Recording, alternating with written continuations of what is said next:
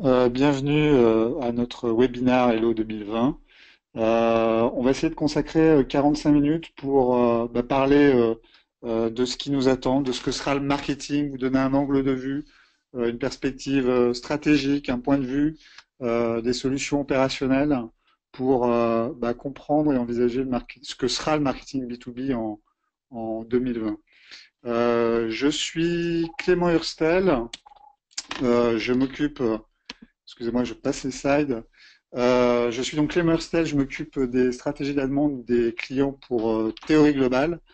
Théorie Globale, nous sommes une agence de conseil marketing et notre mission, c'est d'aider les marketeurs à structurer, optimiser leurs actions en replaçant le client au centre de leur action.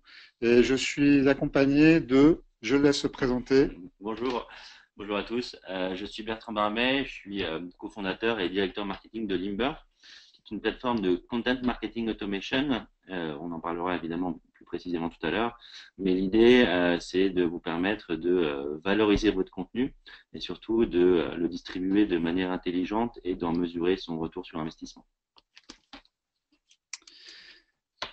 Alors, si vous avez des questions, n'hésitez pas à utiliser le panneau qui est sur la droite de votre écran et qui est prévu à cet effet. Et à la fin de ce webinaire, nous prendrons toutes les questions si on peut le faire, ou au moins quelques questions pour ce qui nous semble le plus important pour y répondre. Quoi qu'il arrive, on prendra le soin d'y répondre à l'ensemble d'entre elles. On vous adressera un mail avec nos réponses. Euh, pour commencer, on aimerait attirer votre attention sur vous donner, nous, de notre point de vue, théorie globale avec Limber, parce qu'on a préparé ce webinaire ensemble. Qu'est-ce qu'on aperçoit aujourd'hui sur le marché du marketing et ce qu'on peut dire globalement, c'est que tous les marketeurs B2B sont peut-être en train d'appliquer à peu près les mêmes recettes. Ce qui peut poser un problème à terme, et c'est ce qu'on va montrer dans ces prochains slides. Cette recette, elle est la suivante. Il s'agit souvent de créer du contenu, de le mettre à disposition contre l'échange de données. Et ce qui se passe souvent, c'est que ces données sont utilisées pour solliciter, jusqu'à ce que mort s'en suive, le prospect. Alors mort s'en suive, ça veut dire jusqu'à effectivement qu'on soit le mail soit mort ou qu'on soit détecté en termes de spam. Et finalement, si on regarde tous les efforts qu'on déploie pour attirer l'attention, diffuser nos messages, on est quand même sur des chiffres qui vont d'un extrême à l'autre, c'est-à-dire pour faire une campagne de search, on parle de millions de messages qui vont être présentés, qui vont être affichés, imprimés auprès des utilisateurs. Et puis à l'autre extrême, eh ben, on a les taux de clics, ou sur le social, si on a 0,5 de taux de clic, sur le search, ou le display un 0,1, on est formidablement content. Et puis les acteurs, par exemple, du display, une bonne campagne de bannière qui afficherait un taux de clic supérieur de plus de 40%, c'est généralement présenté de cette manière, ça ne fera qu'un taux de 0,14% pour être tout à fait exact. Donc on voit bien que voilà, on est des extrêmes à l'autre et puis on déploie des trésors d'intelligence pour faire de la micro-optimisation et on satisfait de très peu de choses. Ça pose quand même un problème parce que si de manière caricaturale on expose deux statistiques, celle par exemple les chances de survie à un crash aérien et celle des chances de cliquer sur une bannière, vous avez plus de chances aujourd'hui de survivre à un crash aérien que plutôt de cliquer sur une bannière. Donc à méditer, c'est une réalité statistique, c'est évidemment très caricatural, mais c'est pour vous faire passer l'idée des faibles taux de résultat, des moyens qu'on emploie aujourd'hui. Et puis, on a fait ce slide qu'on appelait les 90%, ou la règle des 9 sur 10. Mais ce qu'on constate, c'est que souvent, 90% des données qui sont récoltées par le marketing sont souvent inexploitées, alors que les opportunités résident aujourd'hui vraiment dans les données. On a énormément à apprendre des données qu'on a en entreprise. 9 fois sur 10, le premier contact se fait par une sollicitation email totalement impersonnelle. Donc on a d'énormes difficultés à personnaliser, et de personnaliser de manière intelligente, pas celle où on met simplement le prénom cher Clément en majuscule parce qu'on a du mal à traiter les accents notamment.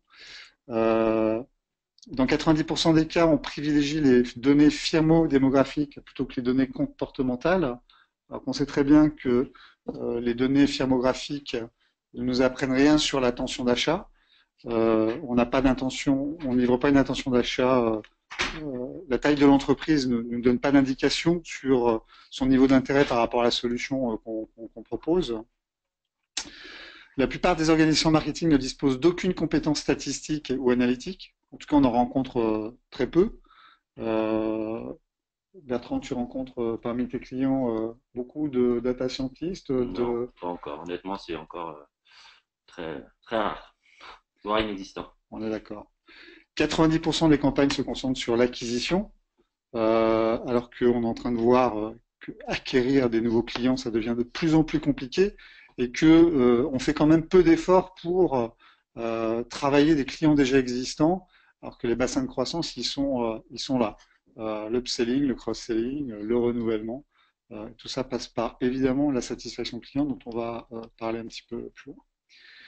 Et en même temps, si on se place en tant que marketeur dans la peau de l'acheteur, donc on enfile effectivement les baskets du consommateur, hein, chose qu'on est tous dans la vie. On sait qu'on déteste remplir des formulaires, que on a une aversion complète au fait d'être traqué, d'être surveillé, pisté. On n'aime pas recevoir des emails commerciaux de manière inappropriée, ou on ne comprend pas la raison pour laquelle on reçoit un mail en particulier. Et puis on n'aime pas non plus constater l'exploitation de nos données par des tiers parce qu'elles auraient été vendues, on ne sait pas trop comment. On s'étonne parfois d'être sollicité, dit mais pourquoi je reçois ce SMS, pourquoi je reçois ce mail, comment est-ce qu'on a eu mes coordonnées. Aujourd'hui, nos coordonnées se trimballent beaucoup dans la nature. Si bien qu'aujourd'hui, ce qu'on constate, c'est cette étude qui a déjà vieilli, parce que les chiffres que vous avez là sont déjà en deçà de la réalité d'aujourd'hui. Là, c'est une carte qui montre le pourcentage de navigateurs équipés d'adblockers en Europe. 33% en France. On est plutôt bien loti quand on regarde effectivement l'Allemagne. 62% des navigateurs ne permettent pas d'installer un cookie, qui est quand même le cœur des technologies qu'on est en train de déployer aujourd'hui pour traquer, suivre des clients et puis pour faire du marketing qu'on essaie de rendre le plus intelligent possible. Ouais, le chiffre en France est passé à 36%. Le chiffre en France est Ouais. passé à 36% Il ne cesse de grimper. et ne cesse de grimper. Euh, et dans un monde, si on regarde effectivement la tendance que présente ce schéma, on s'aperçoit aussi que ça concerne pas seulement les navigateurs de desktop, mais ça concerne aussi le mobile. Et quand on pense effectivement que depuis des années on nous rabâche mobile first, et que le mobile devient le premier device pour tout le monde, il y a plus de trafic sur le mobile que sur les navigateurs bureaux aujourd'hui, on voit bien qu'on va droit à la catastrophe. Et en même temps, on sait que ce qu'on apprécie en tant que consommateur, c'est de recevoir des informations qui soient pertinentes, d'être guidé et aidé de manière juste, c'est-à-dire en fonction de ce qu'on a réellement besoin. Euh, Sachant que dans l'entreprise, la décision d'achat, elle a toujours un coût politique, elle est compliquée à faire naître. On aime être aidé pour fédérer, faciliter la décision, donc être aidé pour faire notre travail. On aime être accompagné en tant qu'utilisateur, évidemment, sentir que on est compris, et puis on apprécie évidemment le contact humain et la disponibilité, simplement parce que justement on est humain. Et pourquoi on est dans cette espèce de paradoxe? Parce qu'il y a une pression économique qui s'exerce aujourd'hui sur le marketeur. Cette pression économique, elle est d'abord exercée par les sales, hein. C'est aux sales effectivement, qui sont au premier front de cette pression économique. Donc on a mis cette affiche pour dire les sales qui disent donne-moi des leads et donnez-moi maintenant. Et le marketing qui répond un petit peu timidement, mais ils sont encore tièdes. On sait bien qu'on a cette pression de livrer des leads le plus rapidement possible et puis le plus qualifié possible, parce que s'ils sont pas qualifiés, on va le reprocher aussi au marketing. Ce que je dis est un peu simpliste, mais c'est quand même une vraie réalité qu'on rencontre, la force des sales par rapport au marketing. il y a un équilibre à trouver par rapport à ça.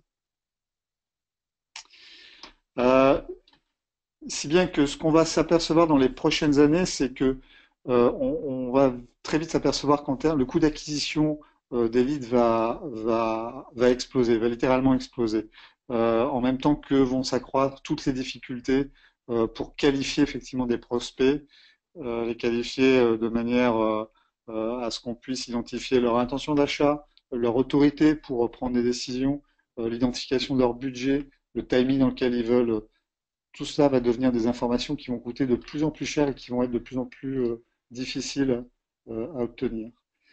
Donc, le prospect qualifié risque de devenir une ressource rare dont il va falloir prendre soin au sein de nos propres data, de nos propres bases, qu'il va falloir travailler et qu'il va falloir préserver dans leur qualité et puis dans les actions qu'on va mener vis-à-vis de cette base, vis-à-vis de ces prospects ou ces clients. Donc la question qui vient par rapport à ça, c'est voilà, quelle capacité opérationnelle, tactique et stratégique pour se préparer au monde qui attend le marketing. Alors on aurait pu beaucoup plus développer toute cette partie, mais rentrons un peu dans le vif du sujet. Un des premiers éléments qui nous semble important de préciser, c'est que on parle beaucoup d'agilité et l'idée de ce slide, c'est de vous donner aussi voilà, qu'est-ce qu'un espèce de framework de l'agilité, c'est d'abord une répartition stratégique de ces ressources, que ce soit des ressources humaines, des ressources budgétaires, mais il est important de déployer ces ressources avec une formule de ce type, c'est-à-dire d'y consacrer 70% sur ce qui fonctionne et dont on mesure l'impact. Là, l'objectif sur ces 70%, c'est d'optimiser les coûts, de faire plus avec moins, de consacrer 20% sur ce qui semble fonctionner, mais dont on n'a pas encore complètement mesuré l'impact sur le business. Mais par exemple, on sait qu'on a rencontré un certain succès vis-à-vis de ses audiences, de son public, de ses clients. Et puis 10% pour vraiment tester, aller à la découverte de nouveaux territoires, explorer des nouveaux formats, se challenger sur des nouveaux formats. Et des nouveaux formats, il y en a énormément aujourd'hui. Il y a quand même une révolution sur les plateformes sociales avec les Snapchat, les WeChat en Asie, les nouveaux formats, les formats vidéo, le live streaming, et que sais-je encore. Il y a beaucoup de formats. Facebook déploie les instant articles. Moi, je trouve très intéressant, qui permettent effectivement, en situation de mobilité, d'avoir un affichage instantané des pages. Et j'en avais en tête que j'ai déjà oublié. En tout cas, ces 10%, ils sont faits pour explorer justement ces territoires et pour détecter ce sur quoi l'année prochaine vous devrez investir vos 20% et l'année d'après vos 70%. Et d'être toujours dans une situation d'agilité. Une démarche, ouais, une vraie démarche de test and learn. Ouais, absolument. Ce slide est intéressant pour montrer un petit peu le basculement de valeur qu'il y a chez les prospects aujourd'hui. C'est une étude du CEB, qui est une firme de marketing research, et qui a posé la question: au sein de votre entreprise, à quoi accordez-vous le plus de valeur durant le processus d'achat? Et contre toute attente et contre tout préjugé, ce n'est plus la compagnie, l'entreprise et puis la marque, ni le ratio qualité-prix, ni le service en lui-même. Ce qui compte vraiment, c'est l'expérience qu'on fait lors de la vente. Est-ce que effectivement, on m'a fourni une vraie vision, des perspectives par rapport à mon business? Est-ce qu'on m'a aidé à explorer des alternatives? Est-ce que on m'a aidé à éviter des erreurs? Est-ce qu'on m'a appris des choses que je n'avais pas identifiées? Donc, quelle est la plus-value de l'entreprise à ce stade, au sein de la commercialisation, à apporter de la valeur aussi dans l'expérience de l'achat? Et si on s'intéresse à des entreprises qui ont mis l'expérience de l'achat au cœur de leur stratégie, peut-être que vous allez reconnaître le logo de Mailchimp et celui de Slack. Donc Mailchimp, une solution, une plateforme d'emailing, Slack, un outil de collaboration, qui sont des solutions technologiques qui ont une réputation mondiale aujourd'hui, qui ont été des startups. Si elles en sont là à ce stade, c'est pas parce que Mailchimp a capturé plus de leads qualifiés, ni parce que la stratégie de nurturing de Slack était meilleure que celle des autres. Oui, elles étaient bonnes, mais c'est pas ça qui fait que ces gens-là sont devenus ce qu'ils sont aujourd'hui. Euh, Ce qui a fait, c'est l'expérience client qu'ils ont mis au centre de leur stratégie commerciale. Ce qui nous fait dire aujourd'hui à travers ce tweet, nous n'avons pas besoin de meilleures fonctionnalités pour vendre, mais de délivrer la meilleure expérience. Ça veut dire qu'il y a une justesse dans la fonctionnalité, mais surtout, on a aidé à envisager le bénéfice des solutions qu'on proposait, et elles étaient juste par rapport à l'environnement d'entreprise, au contexte dans lequel on devait les utiliser.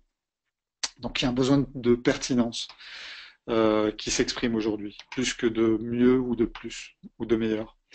Euh, pour exprimer cette pertinence, et là c'est nous notre combat chez Theory en l'occurrence, on a besoin de développer une customer intelligence, de mieux comprendre l'expérience client et le client sous plusieurs angles. Le premier angle, c'est celui de la data. Que pouvons-nous apprendre des datas qu'on a en notre possession, du comportement de nos clients, d'un point de vue strictement chiffre, quantitatif, et puis d'un point de vue humain, qu'est-ce qu'on peut apprendre des personnes pour créer de l'empathie. Et cette empathie, elle est nécessaire pour se mettre dans la peau et comprendre humainement le cœur de nos acheteurs et de ceux qui font la décision au sein de l'entreprise. Cette décision d'achat, aujourd'hui, on sait qu'elle est entre les mains de plusieurs directions. Le budget, l'autorité, la définition des besoins, le planning ne sont plus du fait d'un seul département, mais c'est une vision commune qui s'exprime entre plusieurs départements. Toi, Bertrand, quand tu vends Limber, tu parles à qui généralement? Est-ce que tu parles à une seule direction ou à plusieurs Non, non, directions? non, moi je parle principalement aux directions marketing et communication, Ouais, voire parfois direction générale. ouais. IT aussi, parfois? Un peu, mais maintenant avec l'avènement des solutions SaaS, on est quand même Ouais. moins. Affranchi des Voilà, contraintes absolument. de l'IT. Mm. Euh, on a mis ce slide aussi pour dire que non seulement il y avait plus de départements, mais il y avait aussi plus d'intervenants qui intervenaient aux différents stades de la décision. Ici, c'est une étude de chez Forrester qui montre qu'à chaque étape de l'achat de la technologie, c'est le pourcentage de comités fonctionnels incluant plus de 4 personnes à chacune de ces étapes. L'expression de besoin, les specs, le choix de vendeur, l'implémentation, le management et puis le renouvellement de la licence s'il s'agit d'une licence. Il y a de plus en plus de personnes, ce qui fragilise la décision d'achat au sein de l'entreprise. Plus il y a de monde, plus les temps sont longs et plus les chances de statu quo sont aussi importantes. Donc beaucoup de monde, c'est aussi moins d'agilité. Donc c'est des choses à anticiper et à bien comprendre pour pouvoir s'y parer d'un point de vue marketing. Donc, quand on comprend comprendre le processus d'achat, c'est évidemment aussi comprendre chacun de ces acteurs, de savoir quelles sont ses priorités, comment est-ce qu'il arbitre ses décisions, qu'est-ce qui compte pour lui, quelles sont ses habitudes de consommation en termes de contenu. Donc, il s'agit de populer pour nourrir cette vision et la faire vivre au sein de l'entreprise pour que ça impacte non seulement le contenu, mais aussi le discours commercial, et puis des tas de choses au sein de l'entreprise, même de créer des insights pour des roadmaps de développement, etc., etc. Ça a vraiment beaucoup de vertus et c'est un peu la colonne vertébrale aujourd'hui. Nous, c'est le combat qu'on mène chez Theory pour définir beaucoup de choses dans l'entreprise, mais c'est un élément très structurant dans les organisations marketing. Et puis savoir comment ils interviennent, comment ils fonctionnent entre eux dans un processus complet d'achat qui est matérialisé ici sous forme de manière très linéaire, même si aujourd'hui le processus d'achat n'est absolument pas linéaire, mais comprendre qui est à l'origine de la découverte d'un besoin, d'une opportunité, qui va la valider, qui va décider, c'est évidemment stratégique au sein de l'entreprise pour déclencher les bons contenus.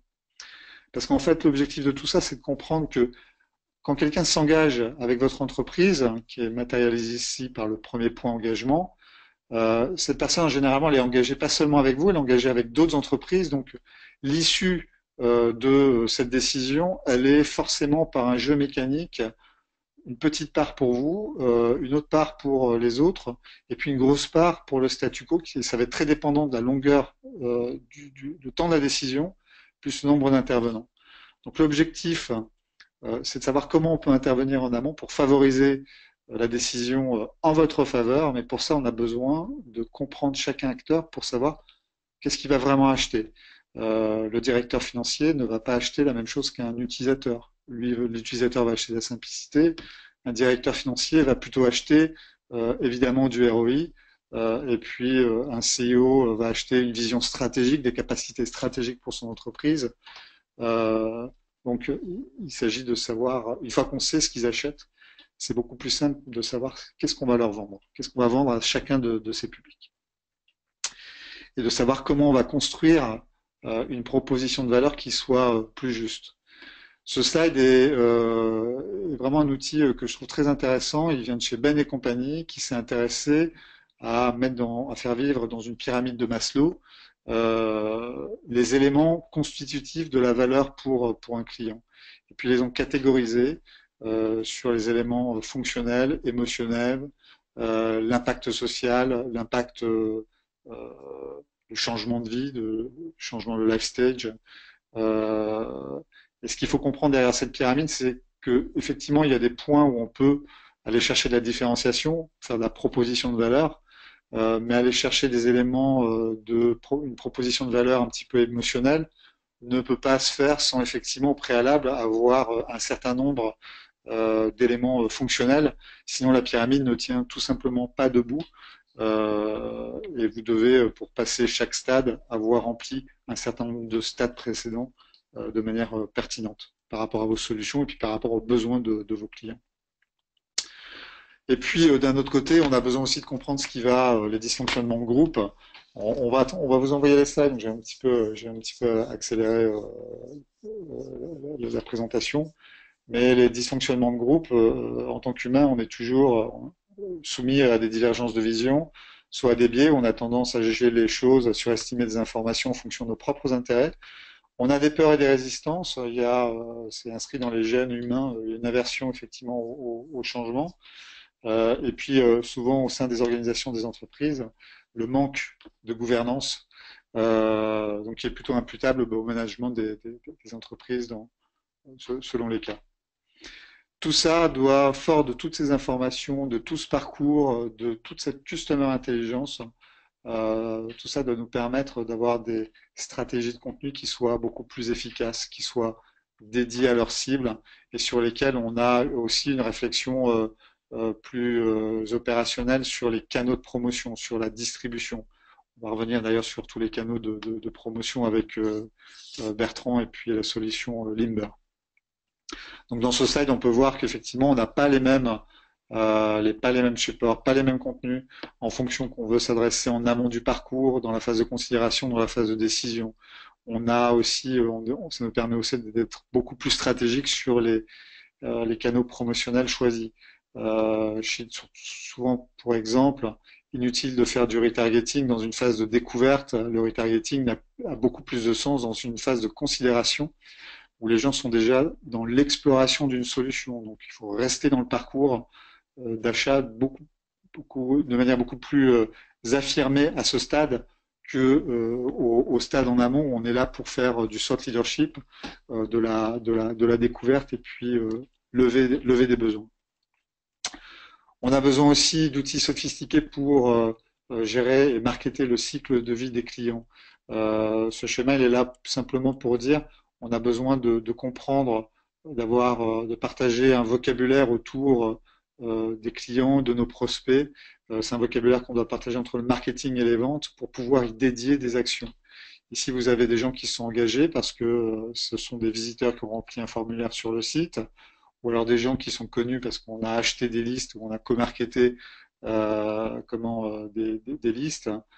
Il s'agit de scorer ces personnes, d'avoir des systèmes de scoring pour savoir quelle manière ils sont qualifiés pour qu'éventuellement je puisse les proposer aux ventes, eux puissent les accepter, etc., etc. Et c'est cette vision qui permet de dédier tout un ensemble de fonctions pour dire c'est sur cette cible que je dois faire du nurturing. Et dans quel cas je dois déclencher ce nurturing? C'est sur cette cible que je dois faire du cross-selling, je dois réengager, etc., etc. On a besoin aussi d'approche analytique, pas d'analytique enfin pas de pilotage précis sans analytique. Et là, en l'occurrence, c'est une vision croisée du marketing automation avec Google Analytics qui permet voilà, d'unifier un petit peu la vision et d'aller chercher l'optimisation et la conversion dans les détails de l'écosystème.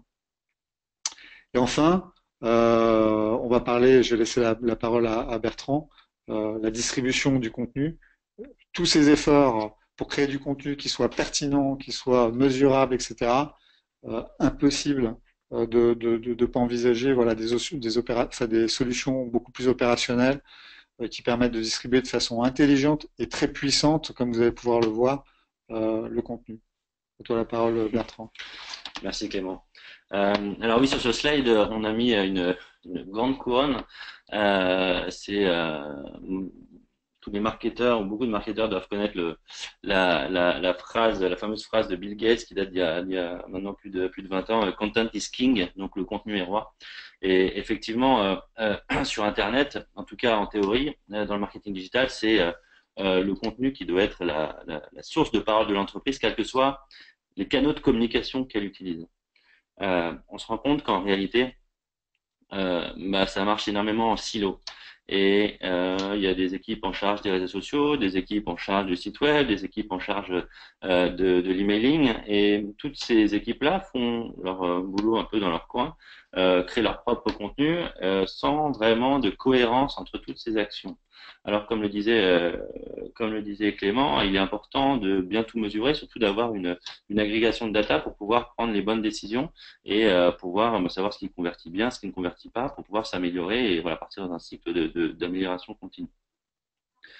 Et donc l'enjeu opérationnel maintenant pour toutes ces entreprises, c'est de pouvoir finalement industrialiser donc la gestion évidemment et aussi la distribution du contenu. Pourquoi? Parce que maintenant les contenus doivent être dispersés sur d'innombrables plateformes. Alors il y a des canaux ou des plateformes sociales qui se font, qui se défont. Il y en a d'autres probablement qui vont apparaître. Tout ce travail de distribution du contenu est pour le moment très très laborieux, très chronophage. D'autant plus que maintenant la durée de vie d'une publication sur le web se réduit chaque jour un peu plus. Ici, on a mis la data qui date d'il y a un peu plus d'un an maintenant, qui est la durée de vie d'un tweet, qui dure 1 minute 30, c'est-à-dire vous faites un tweet pour faire la promotion d'un article de blog ou d'un webinar, comme nous le faisons actuellement, ou d'un livre blanc. Au bout d'1 minute 30, votre tweet est tombé aux oubliettes, il est en bas d'une timeline, et donc il est plus visible. Il faut recommencer l'expérience régulièrement pour reprendre la parole, remonter à la surface et être de nouveau visible. Et je crois qu'il y a une semaine, on m'a dit que justement ce chiffre s'était encore réduit. Maintenant, je crois que la durée de vie d'un tweet est de 45 secondes. Et puis dernière problématique, évidemment, donc c'est mesurer le ROI d'un contenu. Au-delà de dire oui, on a eu des likes, on a eu des tweets, on a eu des retweets, pardon, on a eu des vues. Maintenant, ce que cherchent les entreprises, c'est vraiment à mesurer un ROI tangible, concret, combien ça a rapporté à l'entreprise. Quelle est la contribution là, exactement du marketing en termes de lead ou en termes de chiffre d'affaires, mais d'avoir quelque chose de tangible au-delà de des likes, des retweets, etc. Et c'est exactement pour ça qu'on a imaginé Limber. C'est parce qu'on était exactement dans cette problématique dans nos anciens jobs. Et finalement, la plateforme se décompose en 4 briques majeures et sur lesquelles on a mis toute un chapeau collaboratif. La plateforme, en fait, vous permet tout d'abord de centraliser les contenus, de vous permettre d'avoir une vision globale de tous les assets marketing dont vous disposez. Vous allez pouvoir évidemment connecter vos blogs, vos pages YouTube, /tier, etc. Et ensuite les organiser par thématique, par tag avec des différents cycles d'avancement de vos différents prospects. Vous allez pouvoir les distribuer de façon intelligente, on verra juste après, mais sous forme de scénario intelligent, vous allez pouvoir distribuer ce contenu, pas non seulement en one shot, mais sur du moyen ou long terme. Et puis surtout, ce qui est important, c'est que vous allez pouvoir analyser la performance de ces actions à la fois analyser la performance de vos contenus, la performance des thématiques que vous abordez, puis évidemment la performance des différents canaux de communication que vous utilisez, toujours, encore une fois, dans une démarche d'amélioration continue pour pouvoir à chaque fois améliorer les différentes étapes à la fois de la création du contenu et de sa distribution.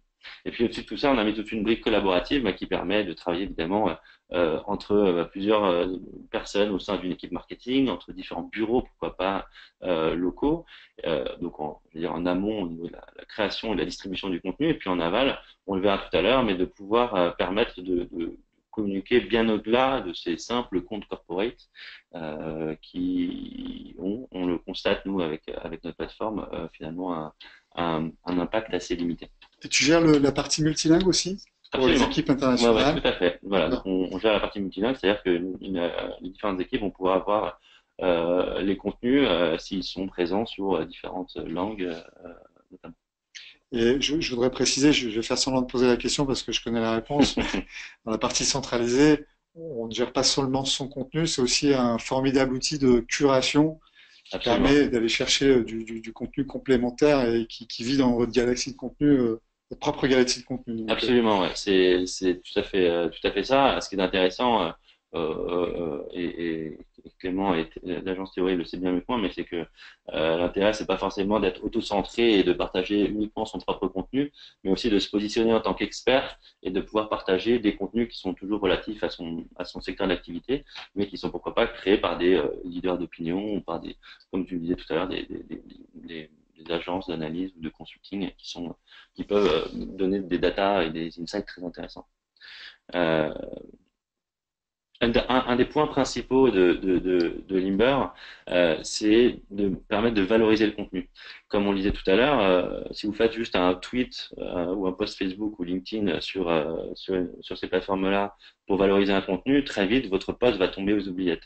L'intérêt de la plateforme Limber, c'est de pouvoir valoriser un contenu dans le temps. C'est-à-dire qu'ici, on parle d'un moteur sémantique qui va être capable, d'une part, à partir d'un contenu, de l'analyser, d'aller scanner ce contenu-là, d'aller repérer les titres, les sous-titres, les citations, les images, etc., d'aller digérer toutes ces informations-là et ensuite d'aller vous les resuggérer sous forme de tweet, de post Facebook, LinkedIn, que vous allez pouvoir ensuite étaler dans le temps. L'idée ici, c'est que, imaginons pour Twitter, la plateforme va vous suggérer là ici 3 tweets différents que vous allez pouvoir donc étaler dans le temps pour reprendre la parole régulièrement avec à chaque fois des tweets différents, mais sachant que tous ces tweets-là vont ramener vers votre contenu à forte valeur ajoutée, votre contenu pour lequel vous voulez voilà, amener un maximum de trafic et donc finalement ensuite aller, pourquoi pas, convertir ce trafic en prospect, en lead, etc. Ici, on voit que on a un schéma donc très simple pour, je vais dire, plusieurs par exemple, tweets pour un même compte Twitter, mais vous verrez que on va pouvoir améliorer cette distribution de façon beaucoup plus intelligente. Voilà. Euh, je vais faire 2 focus qui sont justement hyper importants. Ici, c'était une data que j'ai piquée à Cisco, qui date de l'année dernière, je crois, qui dit que l'audience cumulée des collaborateurs est au moins 10 fois supérieure à celle de l'entreprise. C'est une data qui est très très importante et on en parlera tout à l'heure. On a constaté vraiment cette importance au niveau nous des data chez Limmer. C'est qu'il faut impliquer vos collaborateurs dans la distribution de votre contenu. C'est pour ça. Vas-y, oui, tu veux dire pardon. quelque chose? Oui, c'est pas rare de constater, pour en avoir fait l'expérience, que parfois, parmi vos collaborateurs, vous avez des collaborateurs qui ont plus d'audience que le propre compte de l'entreprise. Donc, c'est pas seulement une vue quantitative, c'est aussi une vue qualitative parce que les collaborateurs ont aussi beaucoup plus de légitimité auprès de leurs pairs que les marques qui sont forcément soupçonnées d'un manque d'objectivité, évidemment. Voilà, tout à fait. Et typiquement, pour en revenir un petit peu à ce que disait Clément tout à l'heure, notamment au niveau de la création du contenu, à qui il est destiné, vous allez voir qu'avec la plateforme, il est tout à fait intéressant de créer des scénarios en fonction du type de contenu que vous avez, d'impliquer votre PDG, pourquoi pas, votre DAF, vos développeurs, vos consultants. Ces personnes-là sont voilà, beaucoup plus légitimes à partager des contenus qui, du coup, seront destinés à d'autres consultants, si c'est votre cible, à d'autres PDG, si c'est également votre cible, etc. Un PDG va plus facilement lire un contenu qui est partagé par un autre PDG que par une entreprise quelconque. Voilà. Et donc, c'est pour ça qu'on insiste beaucoup avec avec Limber pour que nos clients, nos prospects aient des ambassadeurs. L'idée, c'est évidemment de faire rayonner l'entreprise bien au-delà des simples canaux de communication corporate. Évidemment, de permettre aux ambassadeurs, c'est pas voilà, négatif de pousser du contenu de son entreprise. Ça permet également d'enrichir leurs profils sociaux de contenu de qualité qui sont relatifs à leur activité, qui peut engendrer une conversation, pourquoi pas, avec d'autres personnes. Et puis c'est également, on le verra juste après, un élément qui permet de contribuer de façon très concrète à la réussite de l'entreprise. Je vais parler notamment des call to action. Alors comment ça fonctionne? Autrefois dans les entreprises, les collaborateurs étaient assez réticents, et c'est tout à fait légitime, pour donner l'accès à leurs comptes sociaux à l'équipe marketing pour que celle-ci puisse aller poster du contenu sans aucune je veux dire, modération, sans aucune visibilité de la part de la personne qui va relayer le contenu.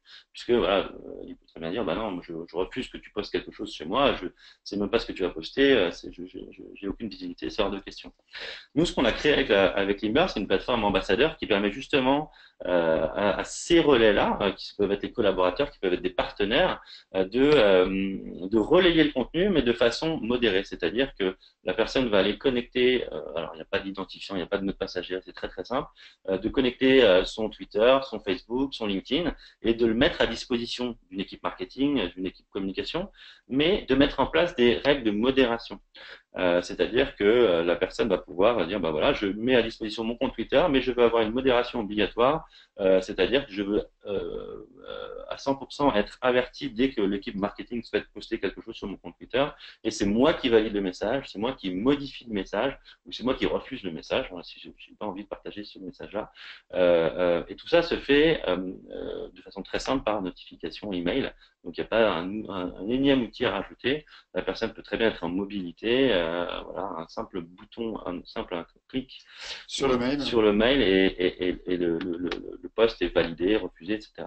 Et puis évidemment, il y a les modérations automatiques qui permettent d'éviter un peu les bottlenecks voilà exactement et de valider le post automatiquement après 3 heures ou après 24 heures si la personne ne refuse pas, je veux dire, l'émission la diffusion du post. Voilà, ici vous voyez un exemple de notification par email, c'est assez visuel, c'est assez simple, la personne voit le post, voit l'image qui est associée, voit la date et à l'heure à laquelle ça va être posté, et voilà, il suffit d'un clic sur l'email et tout est validé ou refusé. Voilà. Et le deuxième focus qui était important pour nous, c'était évidemment la conversion. On en parlait tout à l'heure, et Clément en parlait tout à l'heure. L'important de faire tout ça, c'est pas uniquement de faire du bruit d'être visible, notamment sur la plateforme sociale, mais c'est d'apporter une vraie valeur business à l'entreprise. C'est vraiment un enjeu majeur. Et pour nous, voilà, chez Liber, on l'a bien compris. Et c'est pour ça qu'on permet aux équipes qui utilisent Limber d'ajouter des call to action sur l'ensemble des posts qui sont générés. Alors évidemment, des call to action sur les contenus propres à l'entreprise, mais également sur des contenus tiers, issus donc notamment de la curation. L'intérêt ici, c'est que finalement chacun de vos relais, que ce soit vos collaborateurs, vos partenaires, etc., deviennent des potentiels générateurs de leads. Alors ici, j'ai mis sales parce que voilà, ça peut être des leads commerciaux, mais j'ai mis également RH, tout simplement parce que rien de tel que vos consultants, vos commerciaux pour pousser une job desk, une offre de job lorsque vous recrutez, pour recruter un autre commercial ou un autre consultant. Et vous allez pouvoir directement avec la plateforme gérer tout ce qui est programme notamment de cooptation, etc.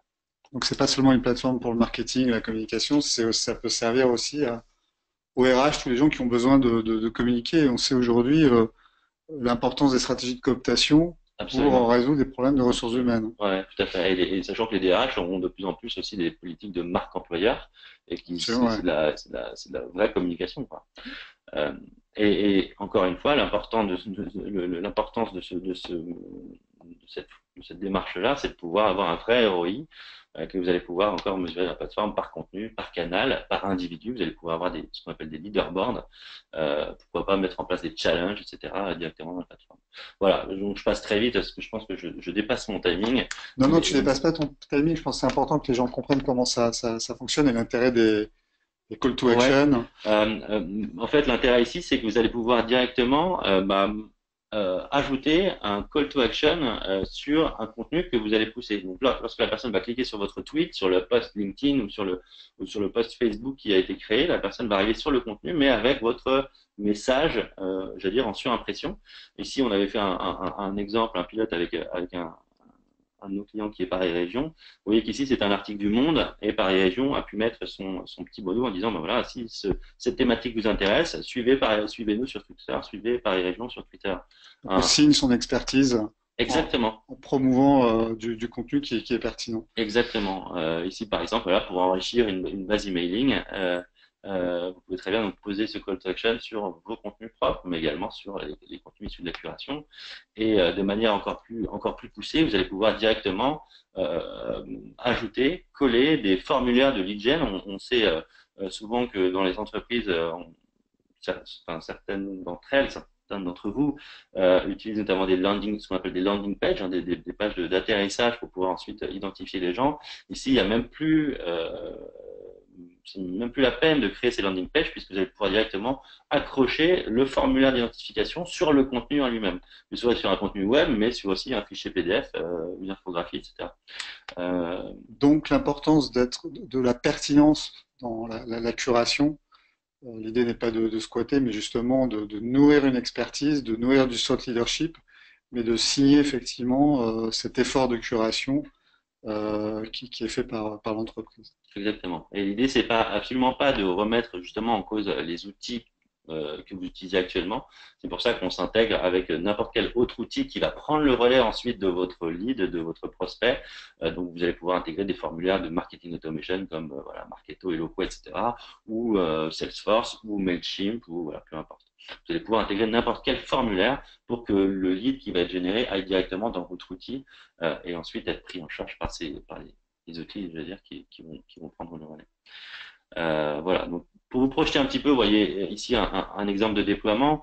On voit ici donc la société mère hein, qui crée du contenu, qui le pousse via Limber de façon scénarisée via notamment ses canaux corporate, mais qui peut également, donc là on a deux trois cas de figure, soit également collaborer avec l'agence éditoriale s'il y en a une, pour que celle-ci puisse créer du contenu ensuite avec la validation de la société mère et le pousser également sur les canaux corporate. Et ensuite, donc, deux cas de figure s'offrent à vous, vos différents bureaux locaux, vos ambassadeurs, influenceurs, collaborateurs ou partenaires puissent aller ensuite piocher dans les contenus que vous leur mettez à disposition pour qu'ils puissent aller le poster sur leurs canaux locaux.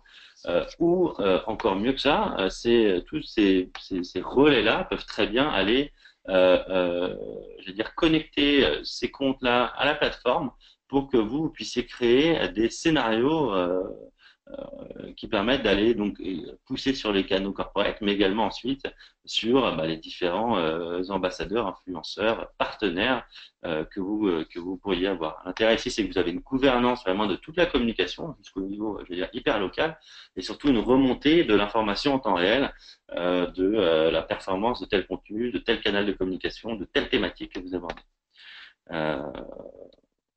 Voilà, je suis passé un peu vite. Un petit peu brut. Voilà, je te On, laisse le relais.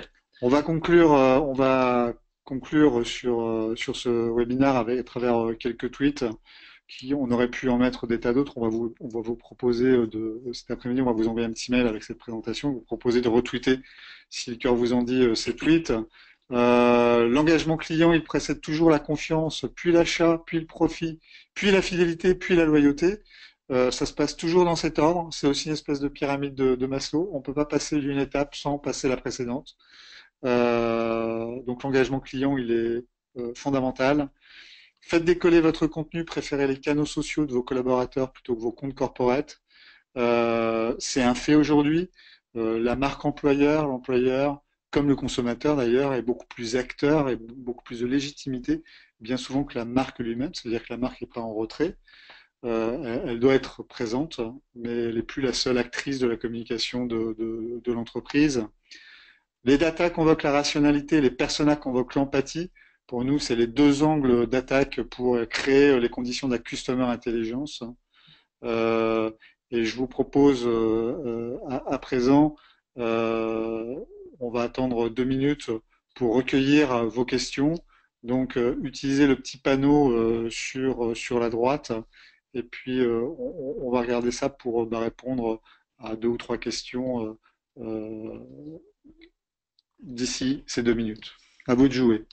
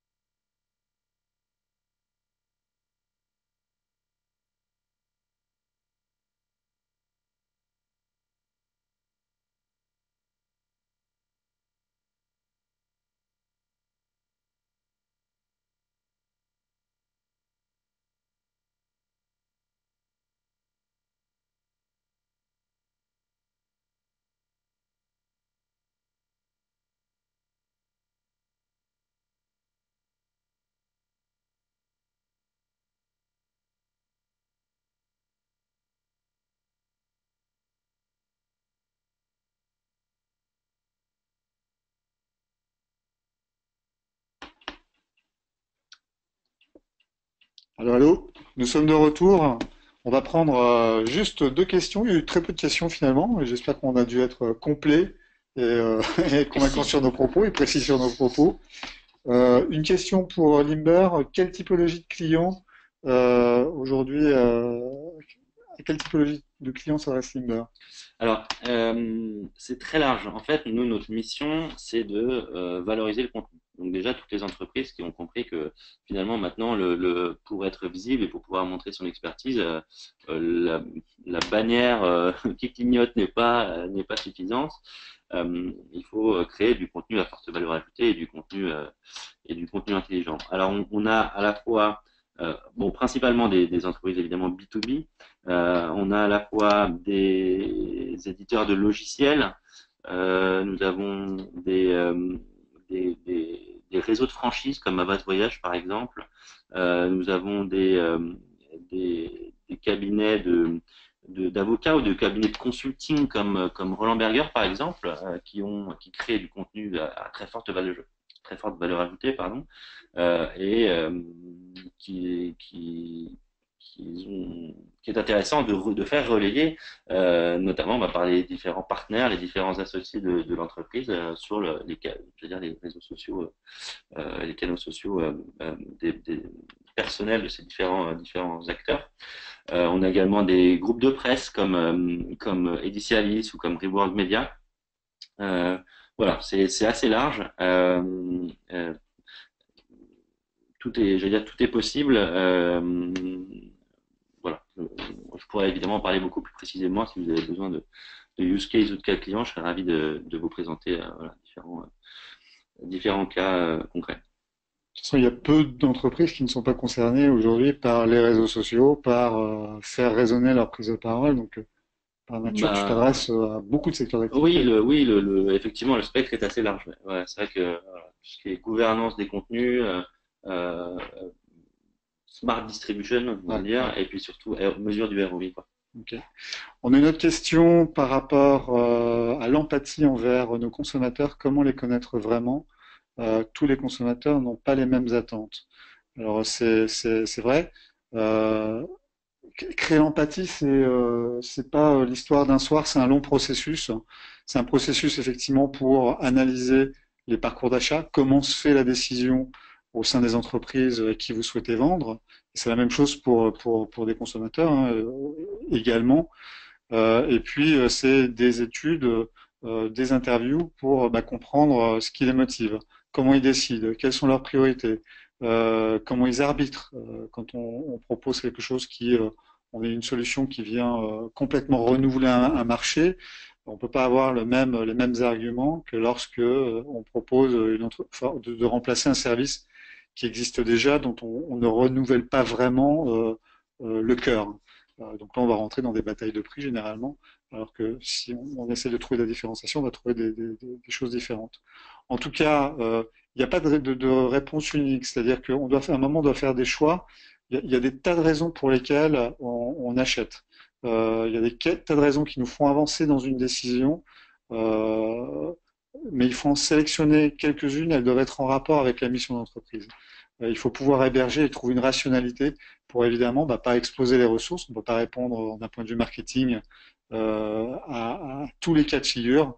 Par contre, on peut trouver effectivement des segments qui soient pertinents de communication pour déployer un discours qui ait du sens et puis qui fasse vendre au final et progresser les gens, en tout cas dans leur décision d'achat. On a une autre question sur externaliser ou internaliser les contenus.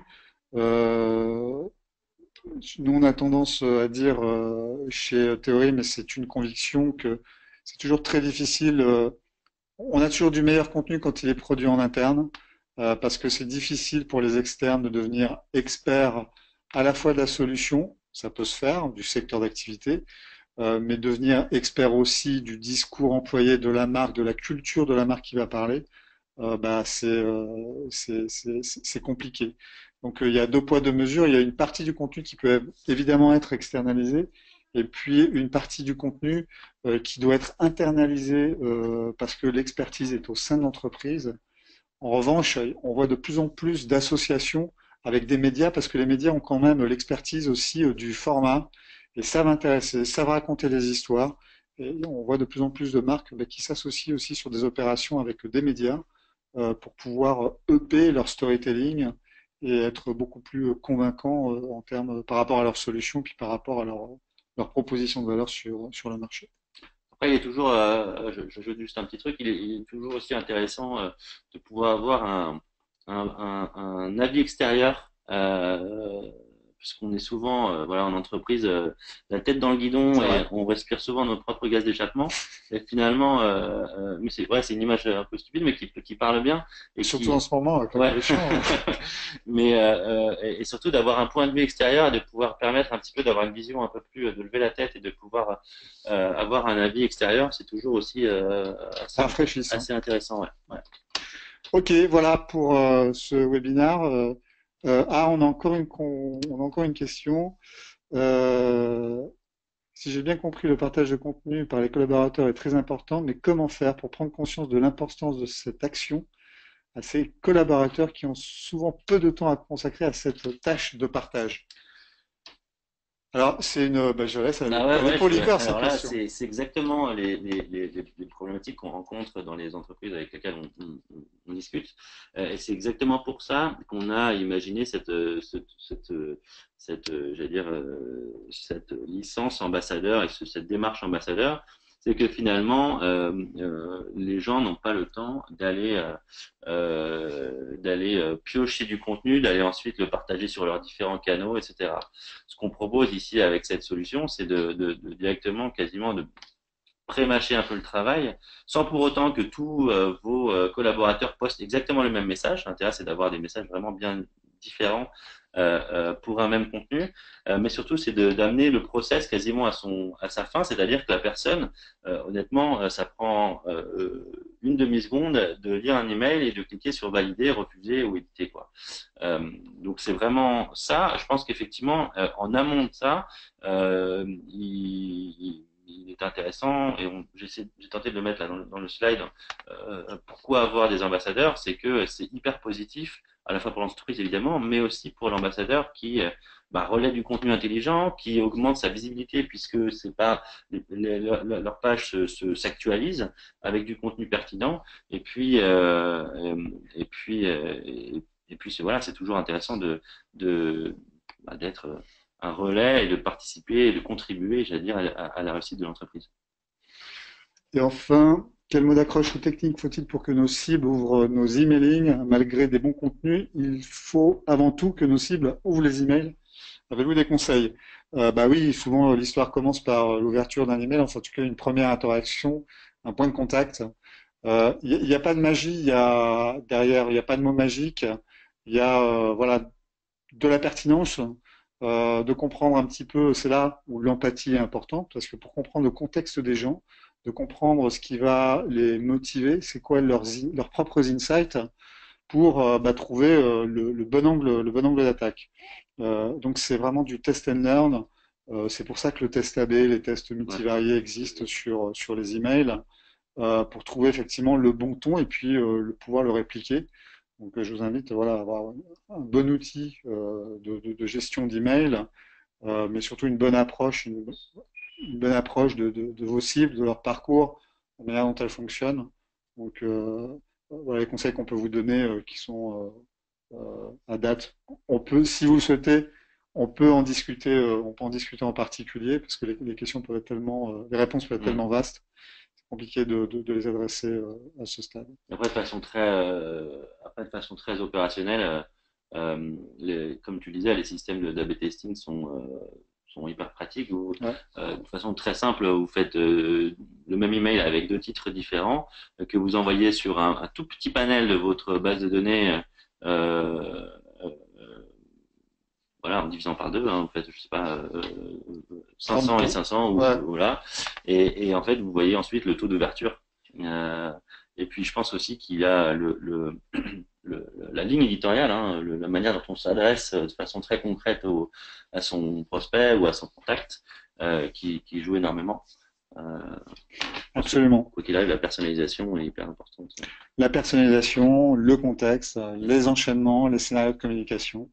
Euh, Là, nous avons notre collègue qui nous fait des grands signes pour dire que le temps est largement dépassé. Donc, on vous remercie pour votre attention, merci pour ce temps passé ensemble. Vous recevrez dans l'après-midi, vous recevrez cette présentation. Merci à vous tous et puis à très bientôt.